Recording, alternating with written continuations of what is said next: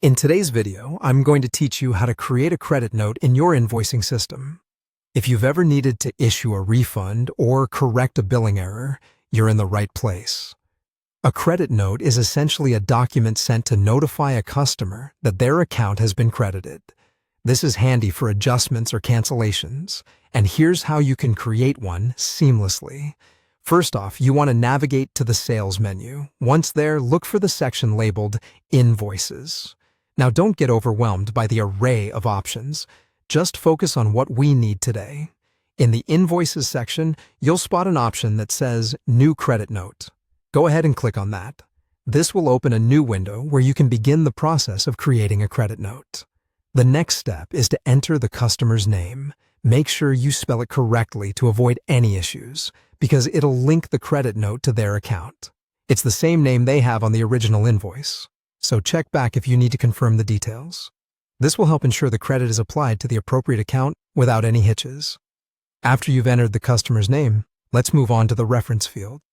This is a crucial step for tracking purposes. Here, you should add the original invoice number. This provides a clear reference point for both you and the customer, making it much easier to track the credit note against the invoice it's intended to offset. It's a simple action that will save you heaps of time in the long run by streamlining record keeping and reducing any confusion that might arise later.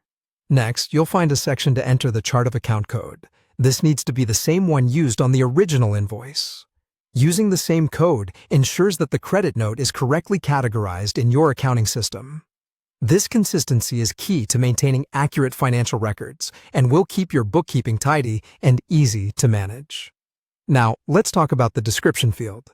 You want to make it clear why this credit note is being issued. Is it due to a return, a pricing error, or something else? State the reason explicitly. A well-written description will prevent misunderstandings and provide clarity for both parties, reducing the need for unnecessary back-and-forth communications. Finally, don't forget to approve the credit note. This might seem like a simple step, but it's essential.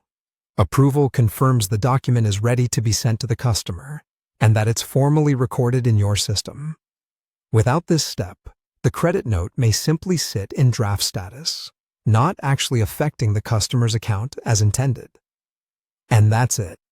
By following these steps, you'll have created a credit note efficiently and effectively, ensuring your accounting is up to date and accurate.